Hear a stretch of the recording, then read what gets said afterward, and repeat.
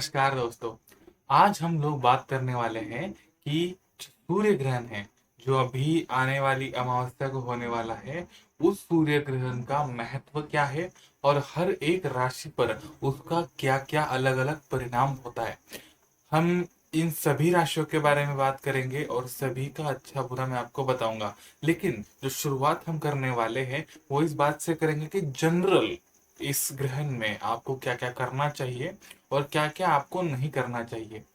ये ग्रहण महत्वपूर्ण इसके लिए भी है क्योंकि ये 150 साल में पहली बार आने वाला ग्रहण है। यानी 150 साल में सिर्फ एक बार होता है और अभी हुआ है, माने अगले 150 साल बाद ये फिर से होगा।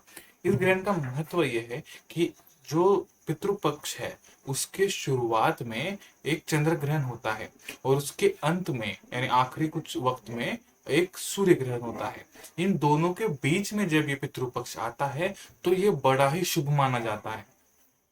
ऐसे ग्रहणों के बीच में आने वाले जो पितृपक्ष होते हैं वहां पर आपके जो पितर है वो अगर आप उनका तर्पण देते हो या फिर आप उनकी जो इच्छाएं है वो पूरी करते हो, उनका नाम लेकर उनकी शांति के लिए अगर आप प्रार्थना करते हो तो आपको वो बहुत ज्यादा एक तरीके से पॉजिटिव एनर्जी देते हैं। आपके जो भी कर्म है वो काटने का वो काम करते हैं और आपका जो भी उनका कुछ आपके ऊपर का ऋण है, एक तरीके से हम ऋण कह सकते हैं, इसको कर्जा है, वो ऋण चला जाता है या फिर कम हो जाता है। इस प्रकार से इसको हिंदू शास्त्र में देखा जाता है।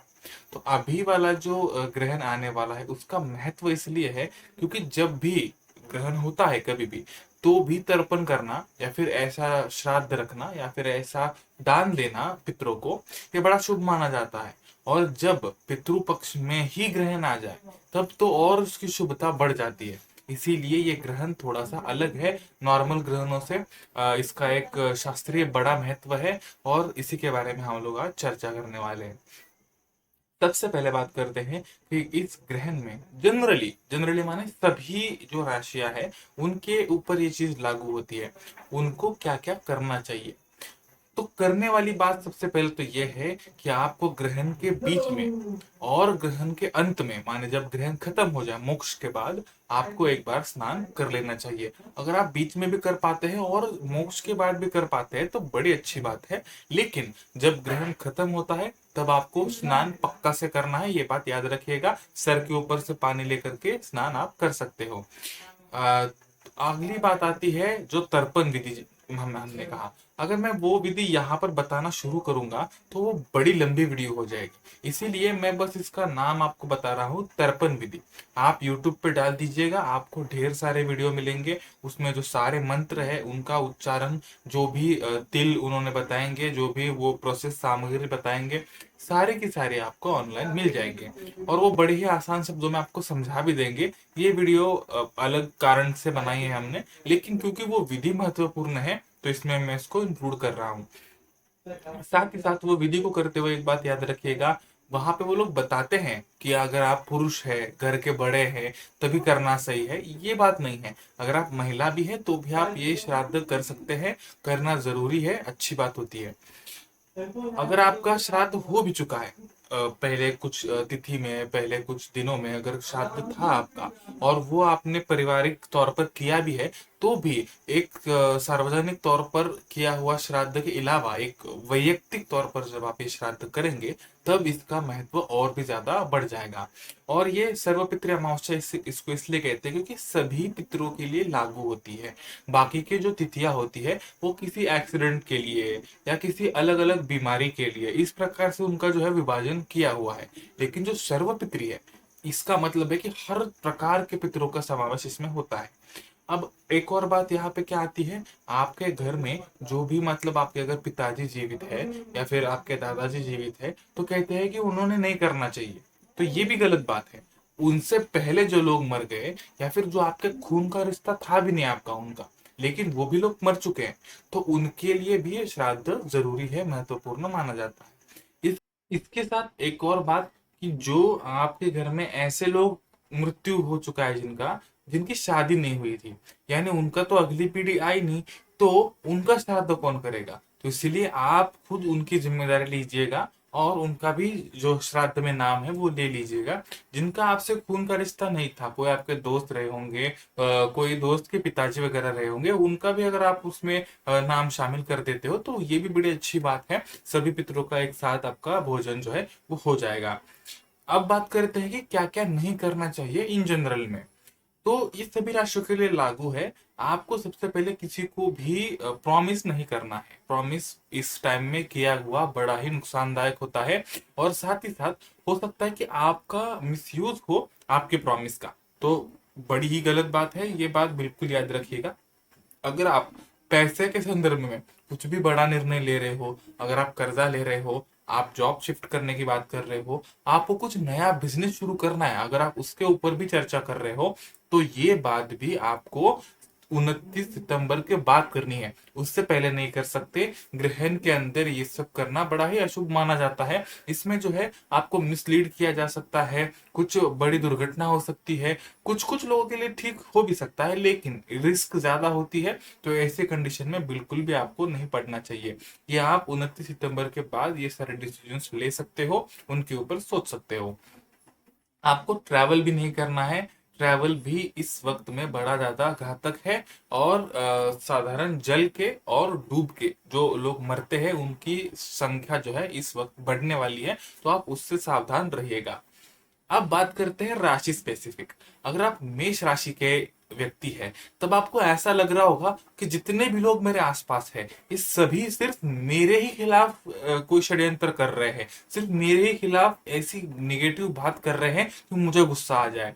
वो आपको गुस्सा दिलाने का काम कर भी नहीं रहे हैं, लेकिन क्योंकि मेष यानी सर वाला भाग होता है, या फिर एक तरीके से आप बोलो कि गुस्से वाला भाग होता है, इसके कारण जो आपकी ओरिजिनल पर्सनैलिटी है वो निखर कर सामने आ रही है। अगर आपका चंद्रमा मेष राशि में है आपके जन्म कुंडली में, तो आपको ये बहुत फील होगा कि मुझे ही गुस्सा दिलाने के लिए अगली व्यक्ति बिहेव कर रही है।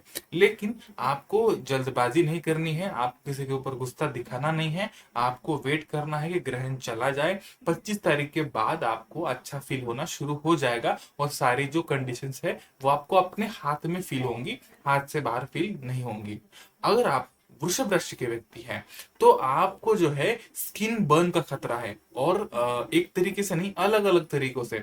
सन से होने वाली स्किन बर्न हो गया, आपने कोई नया कॉस्मेटिक प्रोडक्ट खरीद लिया और वो आपने लगा लिया तो उसका इन्फेक्शन हो जाना, उसके कारण कोई दाग जो है वो शरीर पर पड़ जाना, या फिर एक्चुअल में आपकी स्किन जो है वो आग से जल जाना। ये जो स्किन का चीज है वो आपको बड़ी खतरनाक है इस पूरे के पूरे ग्रहण वाले माहौल में। तो आप याद रखिएगा कि नए प्रोडक्ट्स ना ले, और जो भी प्रोडक्ट्स है आपके पास कॉस्मेटिक के, उनका भी यूज कम करें। और सनस्क्रीन का आप यूज कर सकते हो, एक्सपायरी वगैरह चेक करके यूज करना, उसका आपको रिएक्शन हो सकता है। अब बात करते हैं मिथुन राशि के बारे में। अगर आप मिथुन राशि वाले व्यक्ति है, तो आपको बस एक ही काम करना है, चुप रहना है, कुछ नहीं बोलना है। अगर आप बात करते हो, भले आप अच्छी बात कर रहे हो, आप जो सलाह है अगले व्यक्ति को वो अच्छी दे रहे हो, लेकिन अगले व्यक्ति के दिमाग में ये चीज है कि भाई ये गलत बता रहा है मुझे, या फिर ये मुझे गुस्सा दिला रहा है, ये सही से बात हो नहीं रही है। तो आपके जो बातें हैं उनका एक निगेटिव असर, निगेटिव अर्थ लिया जाएगा, और उसका आपको एक इम्पैक्ट झगड़े के स्वरूप में देखने को मिल सकता है। तो the silence is the best answer for Mithun rashi people.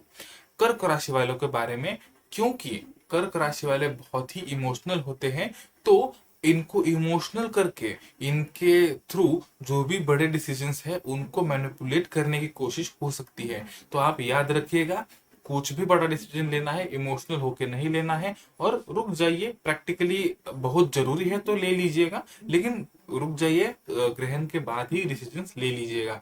तो कोई भी संकल्प नहीं करना है, कुछ भी बड़ा जो प्रॉमिस है वो नहीं देना है। कर्क राशि वालों के लिए ये चीज है। बात करते हैं सूर्य राशि वालों के लिए। सूर्य की राशि सिंह राशि वालों के लिए।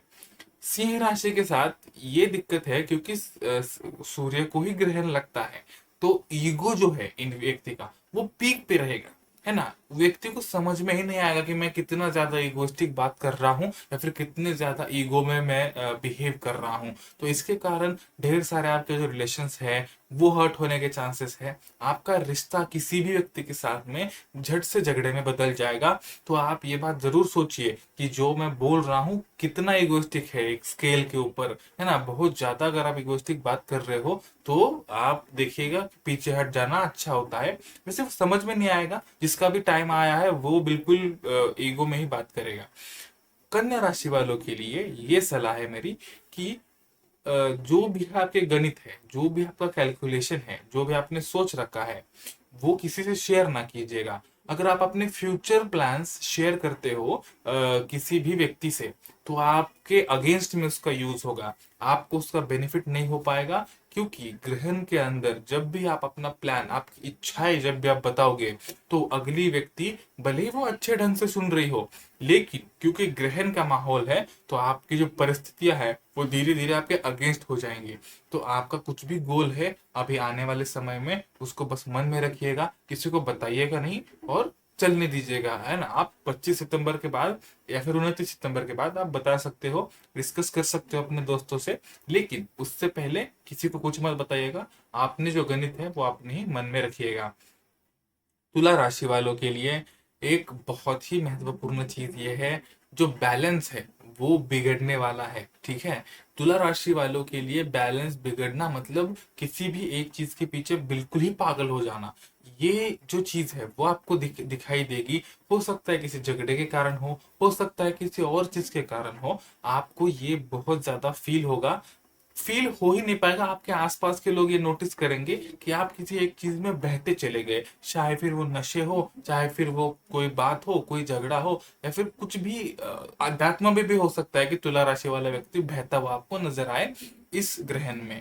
साथ ही साथ आपके जो कमर के नीचे वाला हिस्सा है, माने जो आपके पैर वगैरह है, टखने वगैरह, घुटने हैं, उनका आप खास ख्याल रखिएगा। वहां पर हो सकता है कि आपको बड़ी जख्म जो है वो हो जाए। बात करते हैं वृश्चिक राशि वालों के लिए।